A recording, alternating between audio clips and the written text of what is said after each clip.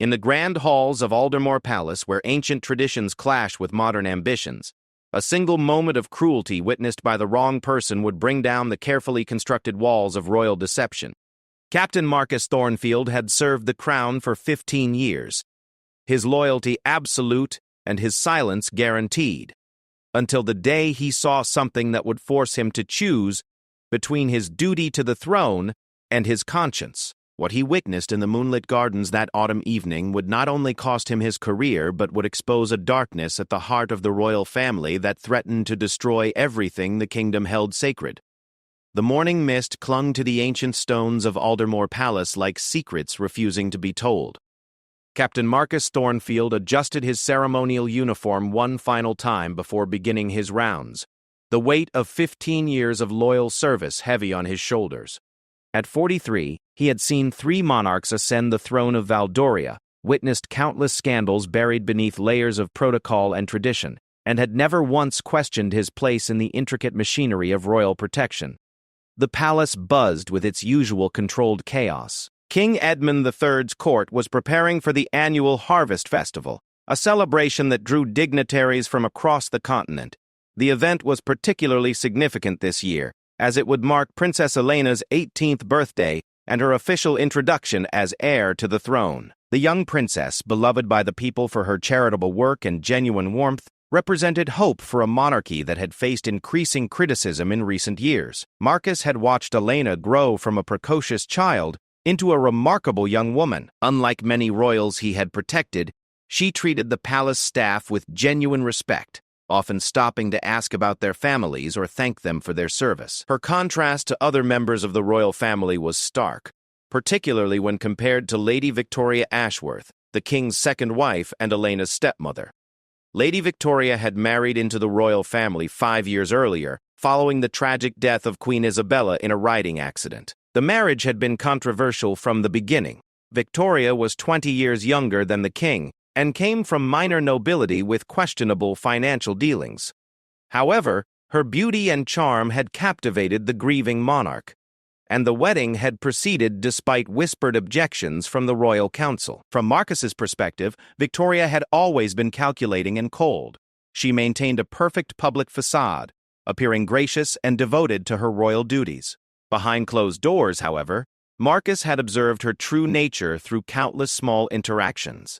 She was dismissive of servants, manipulative in her dealings with court officials, and showed barely concealed resentment toward Elena's popularity. The tension between stepmother and stepdaughter had grown increasingly apparent over the past year. Victoria's own attempts to gain public favor had largely failed. Her charity galas felt staged. Her public appearances lacked Elena's natural warmth, and the media consistently portrayed her as an outsider, trying too hard to fit in. Elena's 18th birthday celebration would officially establish her as the future queen, further cementing Victoria's position as a transitional figure in royal history. Marcus began his morning inspection of the palace grounds, noting the preparations underway for the evening's private family dinner. Tomorrow would bring the public celebrations, but tonight would be intimate. Just the royal family and a few close advisors. He checked security protocols with his team, reviewed guest lists, and ensured that every detail met the exacting standards expected of royal protection. As head of palace security, Marcus commanded respect from both his subordinates and the royal family. His military background and unwavering professionalism had earned him unprecedented access to the inner workings of the monarchy. King Edmund trusted him completely, often seeking his advice on matters beyond security. This trust had been earned through years of discreet handling of sensitive situations, affairs hushed up, scandals contained, and embarrassing incidents erased from public memory. The late afternoon sun cast long shadows across the palace gardens as Marcus conducted his final security sweep. The ancient oak trees, some planted centuries ago by long-dead monarchs, stood sentinel over carefully manicured lawns and elaborate flower beds. This was his favorite part of the grounds, peaceful and removed from the political machinations of court life. He was checking the perimeter locks on the garden gates when he noticed movement near the old rose garden. The area was supposed to be empty at this hour, with the staff focused on final preparations for the evening's dinner. Curious, Marcus moved closer, using the landscaping to conceal his approach. What he saw would forever change his understanding of the royal family he had served so faithfully. Princess Elena stood among the roses, tears streaming down her face. Her elegant evening dress was torn at the shoulder, and angry red marks were visible on her arms. She was pleading with someone, her voice breaking with emotion, though Marcus couldn't make out her words from his position. Lady Victoria emerged from behind a tall hedge, her own appearance disheveled, but her expression cold and controlled. She held something in her hand, a letter or document that she waved at Elena while speaking in low, threatening tones. Even from a distance, Marcus could see the venom in Victoria's posture, the way she loomed over the younger woman despite being shorter in stature. Elena reached for the document, but Victoria pulled it away, laughing cruelly. The sound carried across the garden, a harsh note that seemed to disturb even the birds in the nearby trees. Victoria then did something that made Marcus's blood run cold. She grabbed Elena's wrist and twisted it viciously, causing the princess to cry out in pain. Marcus instinctively moved forward, but stopped himself. His training demanded that he observe and assess before acting. What was happening was clearly wrong, but intervening without understanding the full situation could have consequences he wasn't prepared for. He remained hidden, every muscle tense with the effort of restraining himself. The confrontation continued for several more minutes. Victoria appeared to be making demands, pointing repeatedly at the document while Elena shook her head desperately. At one point, Elena fell to her knees. Whether from emotional distress or physical pain, Marcus couldn't tell. Victoria stood over her, still talking, her posture radiating contempt and satisfaction. Finally, Victoria seemed to tire of the exchange. She tucked the document into her purse, straightened her clothes, and walked away without helping Elena to her feet. The princess remained kneeling among the roses for long minutes after her stepmother's departure, her shoulders shaking with silent sobs. Marcus waited until Elena had composed herself and left the garden before emerging from his hiding place. He examined the area carefully, noting disturbed soil where Elena had knelt and several torn rose petals scattered on the path. On the ground near where Victoria had stood, he found a small piece of paper, apparently torn from the mysterious document during their struggle. The fragment contained only a few words in Elena's handwriting.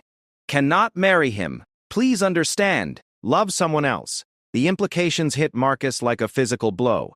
He had stumbled onto what appeared to be a forced engagement. Lady Victoria was somehow coercing Princess Elena into a marriage against her will. The physical violence he had witnessed suddenly made horrible sense as part of a larger pattern of abuse and manipulation.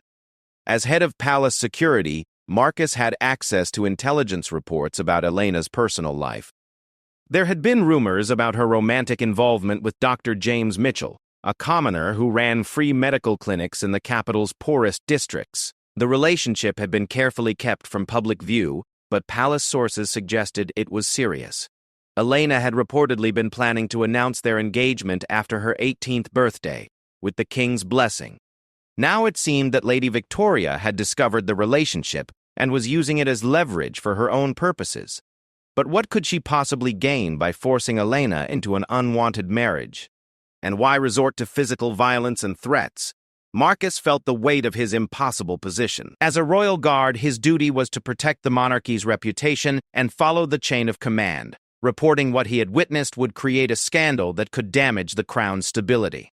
Lady Victoria was, after all, the queen consort, and making accusations against her would require proof he didn't possess. On the other hand, his moral obligations seemed clear. Princess Elena was being abused and coerced, and she was depending on people like him to protect her. The torn fragment in his pocket felt like evidence of a crime, but it was also insufficient to prove anything definitively. As he walked back toward the palace, Marcus noticed that the evening's dinner preparations continued normally. Servants hurried past carrying silver and fine china, decorators made final adjustments to floral arrangements, and kitchen staff rushed to complete an elaborate menu fit for royalty. The contrast between this cheerful bustle and the dark scene he had just witnessed felt surreal. He caught sight of Elena entering the palace through a side entrance, her torn dress now concealed beneath a shawl. She moved carefully, favoring her injured wrist, but her public mask was already sliding back into place. By the time she reached the main hallway, she appeared composed and regal, ready to play her role in the evening's festivities. Lady Victoria appeared shortly after, having entered through the main doors. She looked immaculate, her earlier dishevelment completely erased. She greeted passing courtiers with warm smiles and gracious nods, every inch the devoted stepmother preparing for her stepdaughter's birthday celebration. The sight of Victoria's transformation disturbed Marcus almost as much as the violence he had witnessed. The casual ease with which she shifted between cruelty and charm suggested a level of manipulation that went far beyond palace politics. This was someone capable of sustained deception, someone who had been hiding her true nature for years while gaining power and influence. Marcus realized that his discovery put him in an extraordinarily dangerous position. If Lady Victoria was willing to physically assault the future queen, what might she do to a palace guard who threatened to expose her? His knowledge made him a threat to whatever scheme she was orchestrating, and he had seen enough palace intrigue to know that threats to powerful people had a way of disappearing. As he prepared for the evening's security duties, Marcus found himself studying the faces of his colleagues and wondering who could be trusted. Palace staff were notorious for their divided loyalties, with some serving the crown faithfully, while others sold information to the highest bidder. Lady Victoria undoubtedly had allies among the court, people who benefited from her patronage or feared her influence. The evening dinner would proceed as planned, with Marcus and his team maintaining their professional vigilance while the royal family played their public roles. But underneath the ceremony and tradition, Marcus now knew that a darker drama was unfolding, one that could destroy everything he had spent his career protecting. The fragment of paper in his pocket seemed to burn with potential consequences. Elena's desperate words about loving someone else suggested that her heart belonged to Dr. Mitchell, making any forced marriage a personal tragedy as well as a political catastrophe. If the future queen was being coerced into a loveless union, the implications for the monarchy's legitimacy could be devastating. Marcus had always prided himself on his ability to compartmentalize, to focus on his duties while ignoring the personal dramas of his charges. But watching Elena suffer abuse at the hands of her stepmother had shattered that professional detachment.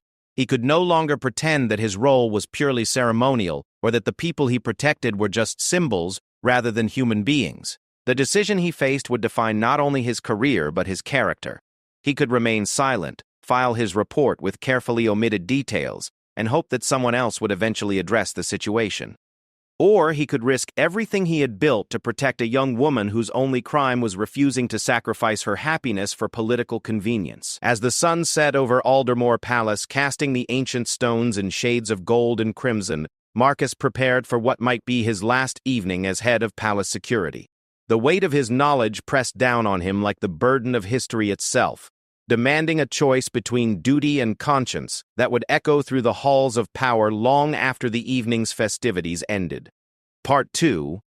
The royal dining hall gleamed under the light of 3 crystal chandeliers, each one a masterpiece of craftsmanship that had illuminated royal celebrations for over 2 centuries.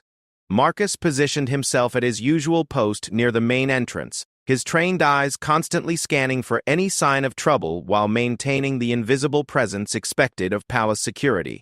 King Edmund III entered first, resplendent in his ceremonial uniform adorned with the ancient medals of Valdoria. At 62, he still carried himself with the bearing of the career military officer he had been before ascending the throne, though grief and the burdens of kingship had etched deep lines around his eyes. Following close behind was Lady Victoria, stunning in a sapphire gown that perfectly complemented the crown jewels she wore as queen consort. Marcus watched Victoria carefully, looking for any sign of the cruelty he had witnessed in the garden. Her performance was flawless. She smiled warmly at the assembled guests, touched her husband's arm affectionately, and radiated the grace expected of royalty. Only someone who had seen her true nature would notice the calculating coldness in her eyes when she thought no one was watching. Princess Elena arrived last, and Marcus felt his chest tighten with concern as she entered the dining hall. She had expertly concealed the marks on her arms with long gloves and strategic makeup, and her injured wrist was hidden beneath the flowing sleeves of an elegant burgundy gown. To the casual observer, she appeared every inch the confident princess celebrating her coming of age.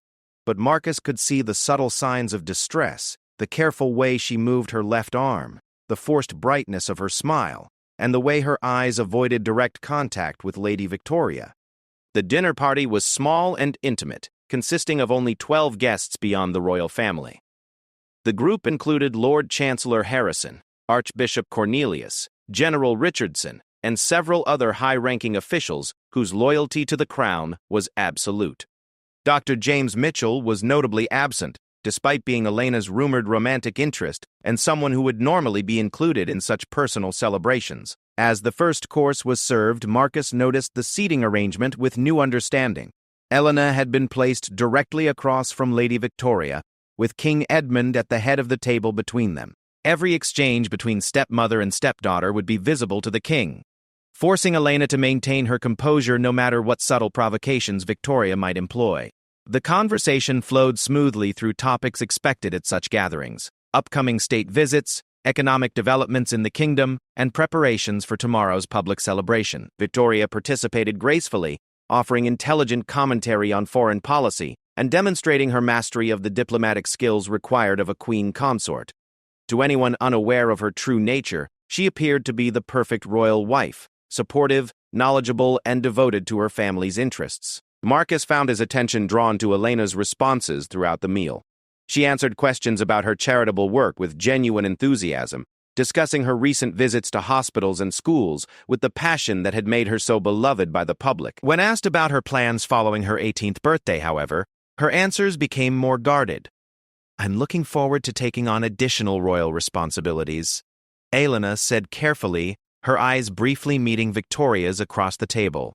"I understand that serving the crown often requires personal sacrifices, and I'm prepared to do whatever is necessary for the good of Valdoria." The words seemed innocuous enough, but Marcus detected an underlying tension in Elena's voice. The phrase, personal sacrifices, carried weight that suggested she was speaking about more than just the general obligations of royalty. Victoria's satisfied smile confirmed his suspicions. This was a message meant specifically for her stepmother, an acknowledgement of whatever demands had been made in the rose garden.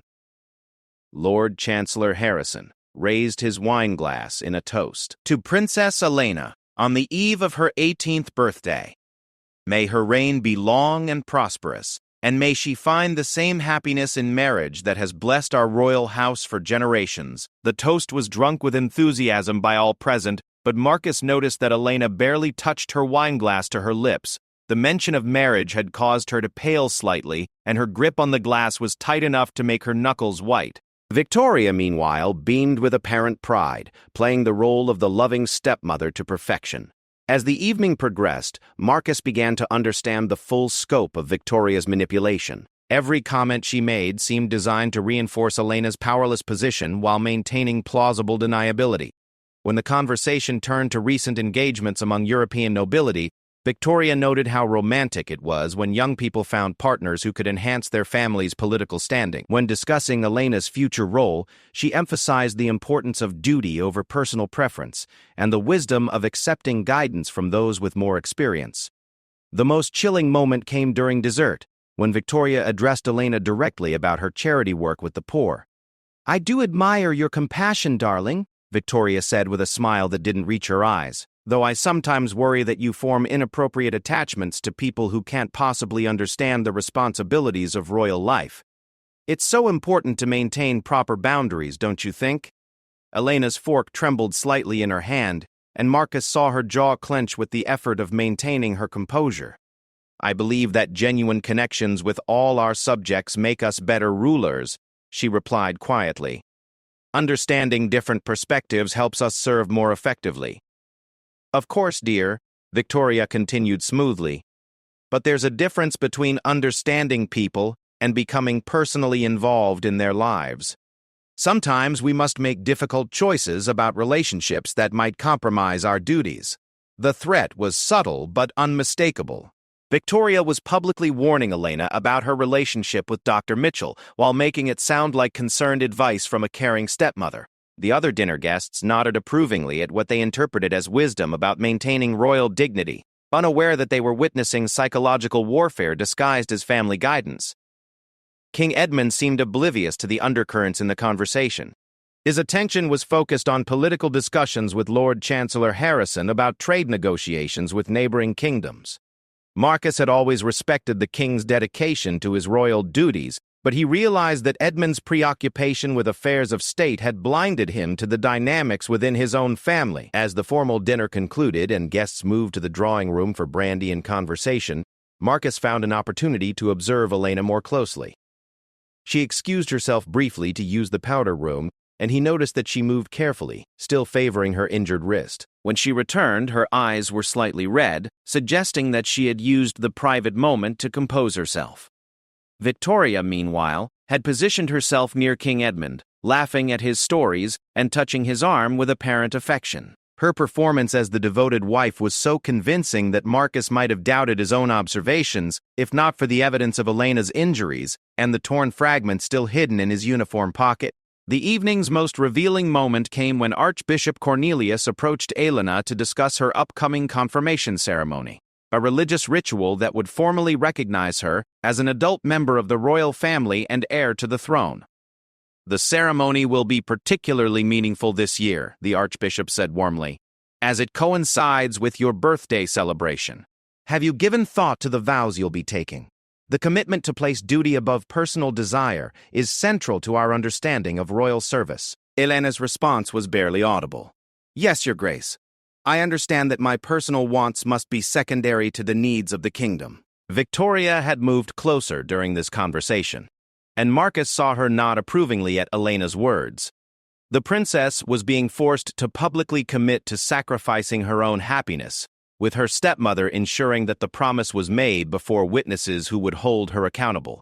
As the evening wound down and guests prepared to depart, Marcus noticed Lady Victoria speaking quietly with Lord Chancellor Harrison near the fireplace. Their conversation was too quiet to overhear, but their serious expressions suggested they were discussing matters of state importance. Marcus caught fragments of words: arrangements, alliance, and beneficial for all parties, that suggested political negotiations were underway.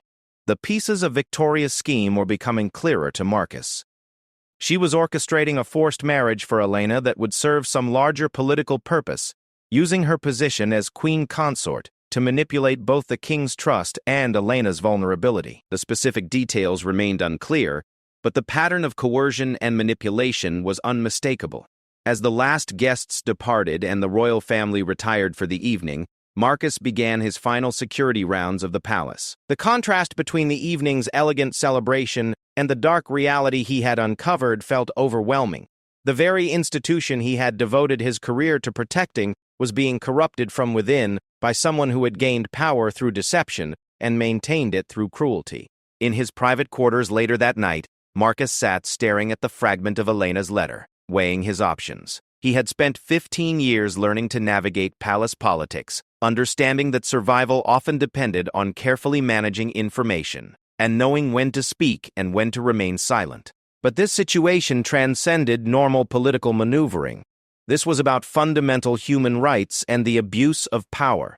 His first instinct was to approach King Edmund directly with his concerns. The king's love for his daughter was genuine, and surely he would act to protect her if he understood what was happening. However, Victoria's influence over her husband was substantial, and she had positioned herself as the caring stepmother concerned about Elena's welfare. Any accusations Marcus made could easily be dismissed as misunderstandings or professional overreach. The alternative was to gather more concrete evidence before making any accusations. This would require careful surveillance and documentation, activities that would put him at considerable personal risk if discovered. Palace security cameras were limited in the private areas where abuse was most likely to occur, and Elena herself might be too frightened or coerced to cooperate with an investigation. Marcus also considered approaching Elena directly, offering his protection and assistance in exposing Victoria's manipulation. But such an action would require Elena to trust someone she barely knew with information that could destroy her family and potentially destabilize the monarchy. The princess was already under enormous pressure, and involving her further might only increase her danger. As he prepared for bed, Marcus found himself thinking about the oath he had taken when joining the palace guard, to protect and serve the royal family with absolute loyalty, placing their safety and the stability of the crown above all other considerations. For 15 years, that oath had provided clear guidance for his actions, even in difficult circumstances. Now, however, he faced a situation where different aspects of his duty seemed to conflict. Protecting Elena required exposing Lady Victoria, but exposing Victoria might damage the monarchy's reputation and stability. Maintaining the institution's integrity seemed to require tolerating the abuse of one of its most vulnerable members. The fragment of Elena's letter lay on his bedside table, a tangible reminder of a young woman's desperate plea for understanding and freedom. Tomorrow would bring the public celebration of her 18th birthday, an event that should mark the beginning of her adult life and increased independence. Instead, it appeared to signal the final consolidation of Victoria's control over her future. Marcus understood that his next actions would define not only his own character, but potentially the future of the Valdorian monarchy. The institution he had served faithfully was at a crossroads, and the choices made in the coming days would determine whether it could maintain its legitimacy while protecting the most vulnerable members of the royal family.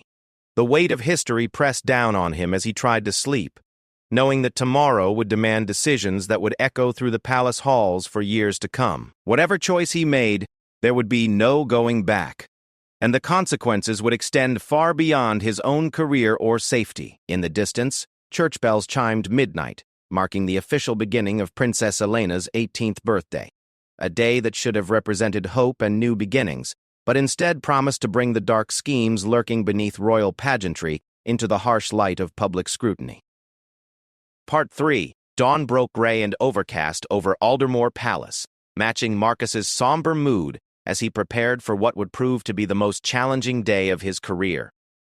Princess Elena's 18th birthday celebration was set to begin with a private breakfast, followed by the public ceremony at noon, and concluding with a grand ball that evening. Thousands of citizens had gathered in the capital to participate in the festivities, unaware of the dark drama unfolding behind the palace walls. Marcus arrived early to conduct final security preparations, but his real purpose was to position himself where he could observe the royal family's interactions throughout the day. The events of the previous evening had convinced him that Lady Victoria's manipulation of Princess Elena was escalating, and he feared what might happen as the pressure of public scrutiny intensified. The private breakfast was held in the Queen's Solar, a smaller, more intimate room typically reserved for family meals. Marcus stationed himself in the adjacent hallway, close enough to monitor the situation while maintaining the discreet presence expected of palace security. Through the partially open door, he could observe the royal family's dynamics without being intrusive. King Edmund appeared to be in excellent spirits, clearly delighted by the public attention surrounding his daughter's milestone birthday. He had received reports of enthusiastic crowds gathering throughout the kingdom, and foreign dignitaries had sent elaborate gifts acknowledging Elena's new status as an adult heir to the throne. For a monarch who took pride in his kingdom's stability and his family's popularity, this was exactly the kind of positive event that reinforced his confidence in the royal institution. Princess Elena, however, looked exhausted despite her carefully applied makeup and elegant morning dress. Marcus could see dark circles under her eyes that suggested she had slept little, and her movements remained careful and guarded. She smiled and responded appropriately to her father's enthusiastic comments about the day's events, but her replies lacked the spontaneous warmth that typically characterized her public appearances. Lady Victoria was once again performing her role as the perfect stepmother, offering thoughtful suggestions about the day's schedule and expressing concern for Elena's well-being. She had arranged for Elena's favorite flowers to decorate the breakfast table, and had personally overseen the preparation of traditional birthday delicacies that the princess had enjoyed since childhood.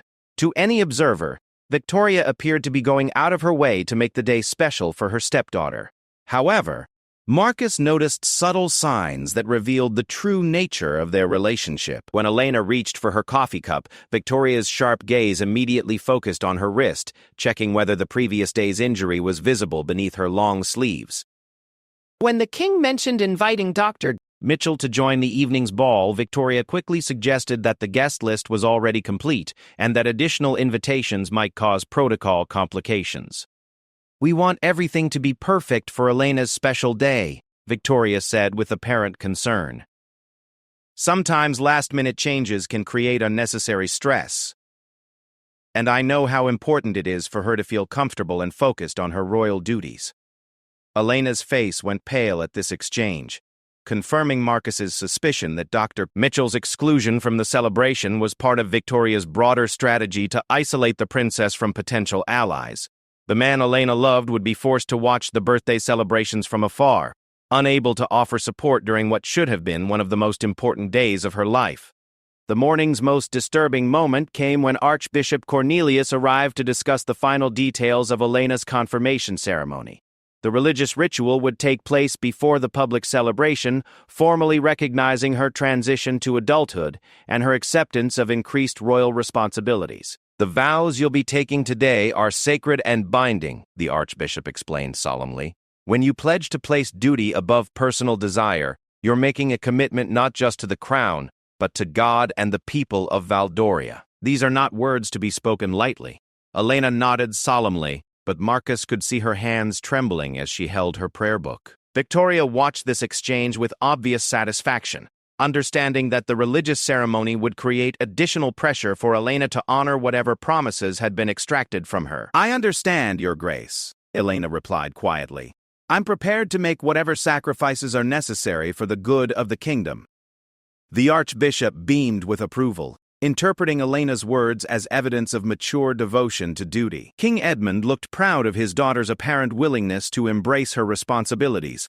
Only Marcus understood that Elena's compliance was being coerced through threats and manipulation, rather than flowing from genuine conviction.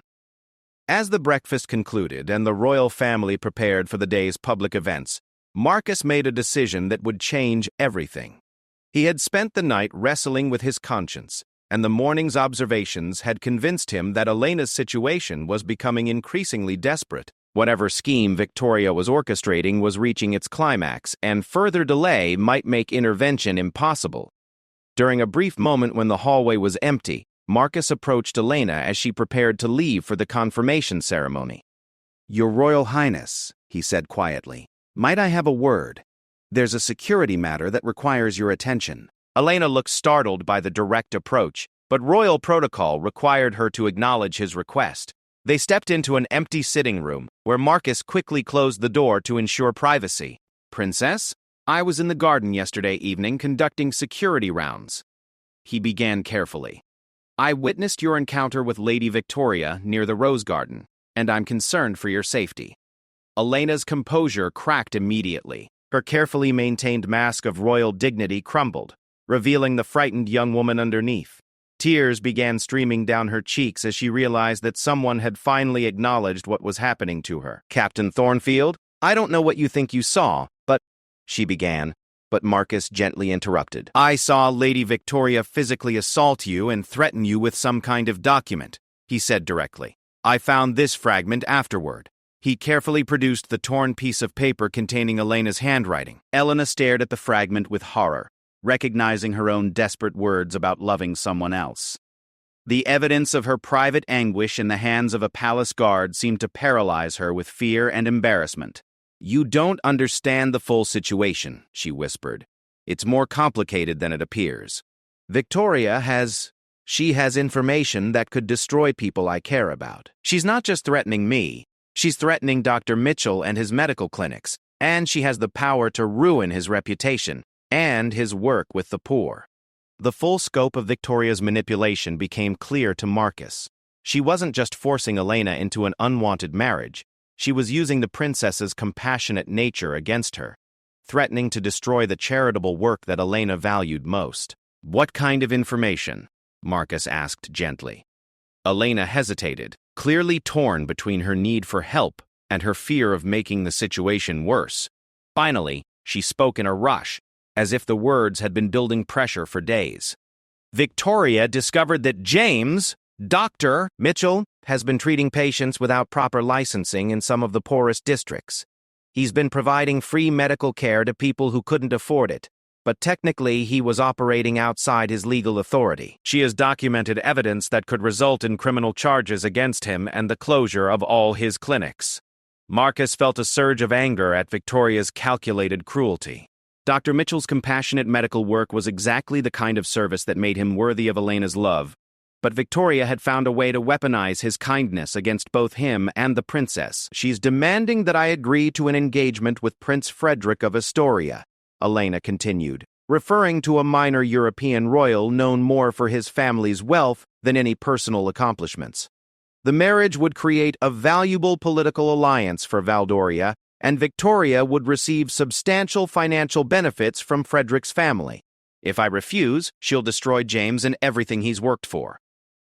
The political dimensions of Victoria's scheme were now apparent to Marcus. Prince Frederick's family controlled significant mining interests that would benefit Valdoria's economy, and the marriage would strengthen the kingdom's position in European politics. Victoria had found a way to advance her own interests while appearing to serve the crown's broader goals. "Princess, we need to expose Lady Victoria's manipulation before it's too late," Marcus urged. "The confirmation ceremony today will make it much harder for you to resist these demands publicly." Elena shook her head desperately. "You don't understand how powerful she is. Victoria has allies throughout the court, people who benefit from her patronage and would support her version of events. If I accuse her of coercion, she'll claim I'm being rebellious and irresponsible, refusing a beneficial marriage for selfish reasons. The king trusts her completely. He would never believe that his beloved wife is capable of such manipulation." Marcus realized that Elena was trapped in a web of political and personal pressures that would be extremely difficult to escape. Victoria had positioned herself perfectly, with legitimate political arguments supporting her demands and the moral authority of her position as queen consort backing her threats. "There has to be a way to document her behavior and gather evidence that the king can't ignore," Marcus insisted. "I'm willing to testify about what I witnessed yesterday." "Your testimony alone wouldn't be enough," Elena replied sadly.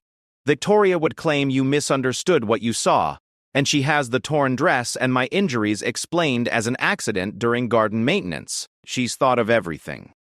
A knock at the door interrupted their conversation, followed by a servant's voice announcing that the royal family was needed for the confirmation ceremony. Elena quickly wiped her tears and began rebuilding her public mask, but Marcus could see the desperation in her eyes.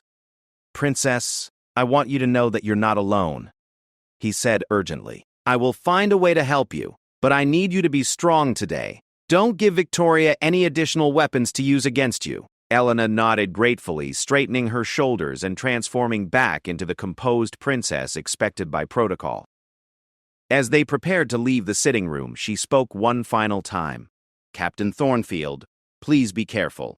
Victoria is more dangerous than you realize, and she won't hesitate to destroy anyone who threatens her plans. Your loyalty to the crown is admirable, but it might not protect you from someone willing to corrupt the very institution we're all sworn to serve." As they emerged from the private room and rejoined the flow of palace activity, Marcus understood that he had crossed a line that would define the rest of his career. He had moved from passive observer to active participant in a struggle for Elena's freedom, and there would be no returning to the comfortable certainty of blind obedience to authority. The confirmation ceremony proceeded with all the pageantry expected of such occasions. Elena spoke her vows with apparent conviction, promising to place duty above personal desire, and to serve the crown with absolute dedication. The assembled clergy and courtiers witnessed what they believed to be a sincere commitment to royal responsibility, unaware that they were watching a young woman being forced to publicly surrender her right to choose her own future. Victoria watched from the front row with obvious satisfaction, her triumph hidden beneath an expression of maternal pride. King Edmund beamed with paternal joy seeing his daughter's apparent maturity and dedication to duty as validation of his own reign and the institution he had devoted his life to preserving. Marcus stood at his assigned post, maintaining professional vigilance while internally planning his next moves. Elena's revelations had clarified the scope of Victoria's manipulation, but they had also revealed the complexity of the challenge he faced. Exposing the queen consort's crimes would require evidence that could withstand political scrutiny and the resistance of her court allies. As the ceremony concluded and preparations began for the afternoon's public celebration, Marcus realized that he was running out of time. Each public appearance strengthened Victoria's position and increased Elena's commitment to the path being forced upon her. The window for intervention was closing rapidly, and the consequences of failure would extend far beyond palace walls. The bells of Aldermore Cathedral began ringing across the capital, calling citizens to witness their future queen's birthday celebration. The sound that should have represented joy and hope instead seemed to toll with ominous finality, marking the approach of a moment when Elena's fate and Marcus's own, would be decided once and for all. Part 4. The great courtyard of Aldermore Palace had been transformed into a magnificent amphitheater for Princess Elena's public birthday celebration. 10,000 citizens filled every available space, their faces bright with anticipation as they waited to glimpse their beloved future queen. Colorful banners bearing the royal arms fluttered in the autumn breeze, and the sound of ceremonial trumpets echoed off the ancient stone walls as the royal family prepared to make their grand entrance. Marcus positioned himself at the elevated platform where the royal family would address their subjects, his eyes constantly scanning both the crowd and the palace balconies for potential threats. But his greatest concern wasn't external. It was the woman in sapphire silk who stood beside King Edmund, radiating grace and authority while concealing one of the most calculated schemes in the monarchy's long history. Lady Victoria had outdone herself in preparation for this moment. Her appearance was flawless, her smile warm and maternal, and her every gesture conveyed the devoted stepmother celebrating her daughter's milestone. She had spent the morning ensuring that every detail of the celebration reflected positively on the royal family, coordinating with palace staff to create an event that would be remembered as a triumph of royal pageantry. Princess Elena emerged from the palace wearing the traditional crown of the heir apparent, a delicate circlet of diamonds and sapphires that had been worn by future monarchs for 3 centuries. Her gown was a masterpiece of royal craftsmanship, deep burgundy velvet embroidered with gold thread that caught the sunlight as she moved. To the cheering crowd, she appeared every inch the confident princess, ready to embrace her destiny. Only Marcus could see the subtle signs of her distress, the careful way she held her left wrist, the forced brightness of her smile, and the way her eyes avoided looking directly at the assembled dignitaries, where Prince Frederick of Astoria stood with obvious anticipation. King Edmund stepped forward to address his subjects, his voice carrying clearly across the courtyard as he spoke of his pride in Elena's growth and his confidence in her future leadership. The crowd responded with enthusiastic cheers, their genuine affection for both the king and his daughter evident in their sustained applause. "Today marks not just my daughter's 18th birthday," the king declared, "but the beginning of a new chapter in Valdoria's proud history. Princess Elena has already demonstrated her commitment to our kingdom's welfare through her charitable work and her dedication to our people's prosperity." The speech continued with all the traditional elements expected at such ceremonies, contributes to Elena's character, references to the divine appointment of royalty, and promises of continued service to the kingdom. But Marcus noticed that Victoria had positioned herself where she could maintain eye contact with Elena throughout the address, a subtle reminder of the coercion that lay beneath the public celebration. As the formal speeches concluded and the crowd began singing the national anthem, Marcus saw his opportunity. During the musical interlude, he moved closer to the royal platform, using his security authority to position himself where he could observe more closely. What he witnessed made his blood run cold. While the crowd's attention was focused on the anthem, Victoria leaned close to Elena and whispered something that caused the princess to stiffen with alarm. Marcus couldn't hear the words, but Elena's reaction suggested a new threat or escalation of the existing pressure. Victoria's smile never wavered, maintaining her public facade while delivering what appeared to be a particularly cruel ultimatum.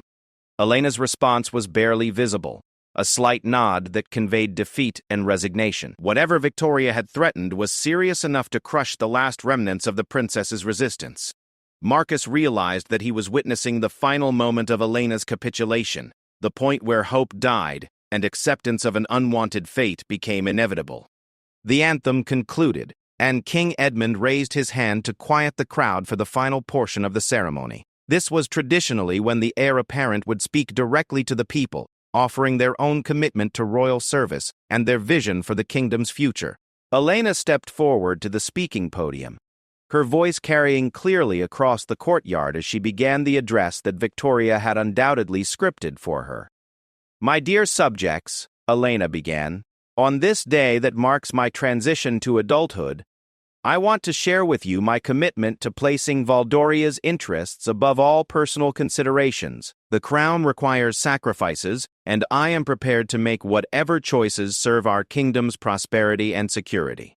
The crowd cheered enthusiastically, interpreting her words as evidence of mature dedication to duty. But Marcus heard the subtle emphasis Elena placed on certain phrases, the way she stressed sacrifices and choices, as if they carried special significance beyond their apparent meaning. I have learned that true leadership requires us to look beyond our own desires and consider the broader implications of our decisions. Elena continued, "Sometimes the path of duty leads us away from what we might personally prefer, but the welfare of our people must always come first." Marcus felt a surge of desperate inspiration as he listened to Elena's carefully chosen words. She was speaking in code, using the public address to communicate her situation to anyone perceptive enough to understand. The repeated references to sacrifice and duty over personal preference were not just traditional royal rhetoric. They were a cry for help disguised as conventional ceremony. But the crowd heard only what they expected to hear. A mature princess embracing her responsibilities with appropriate gravity. Their applause grew stronger as Elena spoke of her commitment to the crown and her readiness to make difficult decisions for the kingdom's benefit. The speech's climactic moment came when Elena addressed the subject of her future marriage, the topic that Victoria had undoubtedly insisted be included in the public statement. "As I assume my adult role in our royal family, I recognize that my personal relationships must serve the greater good of Valdoria. I am prepared to consider marriage alliances that strengthen our kingdom's position and create beneficial partnerships with our allies." The crowd erupted in approval, understanding this as confirmation that their future queen was willing to make strategic marriages rather than indulging in romantic fantasy. Prince Frederick applauded with obvious satisfaction from his position among the foreign dignitaries, clearly interpreting Elena's words as confirmation of their impending engagement. But Marcus caught the subtle desperation in Elena's voice as she spoke those words, the way her hands trembled as she gripped the podium, and the quick glance she exchanged with Victoria before continuing. This was a public surrender, a young woman being forced to announce her willingness to sacrifice her happiness for political convenience. As the formal ceremony concluded, and the royal family prepared to receive congratulations from assembled dignitaries, Marcus made the most important decision of his career. Elena's coded plea for help, combined with his own moral obligations, convinced him that he could no longer remain a passive observer. Whatever the consequences for his own future, he had to act to protect the princess from the manipulation that was destroying her life. His opportunity came during the reception that followed the public ceremony. While the royal family mingled with foreign ambassadors and domestic nobility in the palace ballroom, Marcus approached Lord Chancellor Harrison with a request for a private audience on urgent security matters. Harrison, who had known Marcus for over a decade and trusted his judgment implicitly, agreed immediately to meet in his private office adjacent to the ballroom. As they walked through the palace corridors, Marcus steeled himself for a conversation that would either save Elena or destroy his own career. "Chancellor," Marcus began once they were alone, "I have uncovered evidence of a serious threat to Princess Elena's safety that requires immediate attention." Harrison's expression grew grave. As the king's chief advisor and the highest-ranking government official after the monarch himself, he understood that Marcus would not make such a claim lightly. "What kind of threat?" Harrison asked directly. Marcus took a deep breath and began recounting everything he had witnessed. From the assault in the Rose Garden to Elena's forced confession about Victoria's manipulation of Dr. Mitchell's situation. He produced the torn fragment of Elena's letter and described the coercive tactics he had observed during the past 2 days. Harrison listened with growing alarm, his political experience allowing him to immediately grasp the implications of Marcus's revelations. As someone who had served 3 monarchs and witnessed countless palace intrigues, he understood that the stability of the crown itself was at stake.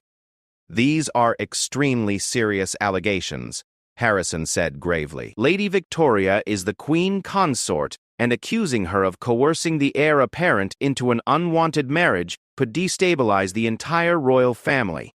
Are you absolutely certain about what you witnessed?" Marcus nodded firmly. "I've served this crown faithfully for 15 years, Chancellor. I would not risk my career or the monarchy's reputation unless I was certain that Princess Elena was in genuine danger." Harrison paced silently for several minutes, weighing the political implications of Marcus's information. Finally, he spoke with the authority of someone who had guided the kingdom through multiple crises. "We need additional evidence before we can act on these allegations," he decided. "I believe your account, A confronting Lady Victoria will require proof that can withstand her inevitable denials and counter-accusations. She has significant support among the nobility, and King Edmund's trust in her is absolute. What kind of evidence would be sufficient? Marcus asked. We need to catch her in the act of making threats, or document her coercive behavior in a way that can't be explained away, Harrison replied. Given what you've told me about her manipulation of Dr. Mitchell's legal situation, there may be written correspondence or financial records that reveal the true scope of her scheme. Harrison's political instincts were sound, but Marcus feared that gathering additional evidence would take too long. Elena's public statements had already committed her to considering the marriage alliance, and Victoria's pressure was clearly intensifying. Chancellor, with respect, I don't think we have time for a lengthy investigation, Marcus urged. Lady Victoria is moving quickly to consolidate her control, and every day of delay makes Elena's situation more desperate. Harrison nodded grimly. You're right about the urgency, but we also can't afford to make accusations we can't prove. Here's what I propose. I'll arrange for discreet surveillance of Lady Victoria's activities and communications. Meanwhile, you continue your security duties, but focus on documenting any additional evidence of coercion. If we can gather sufficient proof within the next 48 hours, I'll present our findings directly to the king. As they concluded their meeting and prepared to return to the reception, Harrison offered Marcus a warning that chilled him to the bone. Captain, you should understand that Lady Victoria is extremely intelligent and politically sophisticated. If she discovers that we're investigating her activities, she will almost certainly retaliate. Your career, your reputation, and potentially your safety could be at risk. Marcus accepted the warning with the grim determination of someone who had already counted the cost of his decision. Chancellor, I took an oath to protect the royal family. That oath means nothing if I stand by while one of them is being abused. They returned to the reception to find the celebration in full swing. Victoria was holding court near the main ballroom windows, regaling foreign ambassadors with charming stories about Elena's childhood and expressing maternal pride in her stepdaughter's mature approach to royal duty. Elena stood nearby, smiling graciously and accepting congratulations on her birthday speech. But Marcus could see the exhaustion in her eyes. The evening's most significant moment came when Prince Frederick approached Elena to request a private conversation. Marcus watched from across the room as the Asturian prince led Elena onto a secluded balcony overlooking the palace gardens. Victoria observed this interaction with obvious satisfaction, understanding that her carefully orchestrated plan was reaching its intended climax. Through the ballroom windows, Marcus could see Elena and Prince Frederick engaged in what appeared to be an important discussion. The prince's body language suggested he was making some kind of formal request, while Elena's posture conveyed reluctance and distress. After several minutes, they returned to the ballroom, with Frederick beaming triumphantly and Elena looking pale and defeated. The announcement came shortly after, delivered by King Edmund to the assembled guests with obvious joy and pride. It gives me great pleasure to announce the engagement of Princess Elena to Prince Frederick of Astoria, the king declared. This union will strengthen the bonds between our kingdoms and create new opportunities for prosperity and cooperation. The ballroom erupted in applause and congratulations, but Marcus felt sick with the knowledge that he was witnessing the triumph of manipulation over justice. Elena accepted the congratulations with appropriate grace, but he could see her hands trembling as she displayed the enormous engagement ring that Frederick had presented. Victoria's victory was complete. She had successfully coerced Elena into accepting an unwanted marriage that would benefit both her own political position and Valdoria's economic interests. The public announcement made retreat virtually impossible. Elena was now committed to a path that would define the rest of her life. As the reception continued late into the evening, Marcus found himself studying the faces of everyone present, wondering who among them understood what had really transpired. Lord Chancellor Harrison maintained his diplomatic composure while discreetly observing Victoria's interactions with various guests. Elena played her role as the happy bride-to-be with heartbreaking conviction. Victoria basked in the congratulations of foreign dignitaries who praised her successful guidance of her stepdaughter's romantic choices. But Marcus also noticed Dr. Pistow, James Mitchell, standing alone on a distant balcony, watching the celebration through the palace windows with an expression of devastating loss. The man Elena truly loved had come to the palace hoping to see her on her birthday, only to witness the announcement of her engagement to another man. In that moment, Marcus understood that his investigation had become about more than just protecting a princess from abuse. It had become a fight for the very soul of the monarchy he had devoted his life to serving.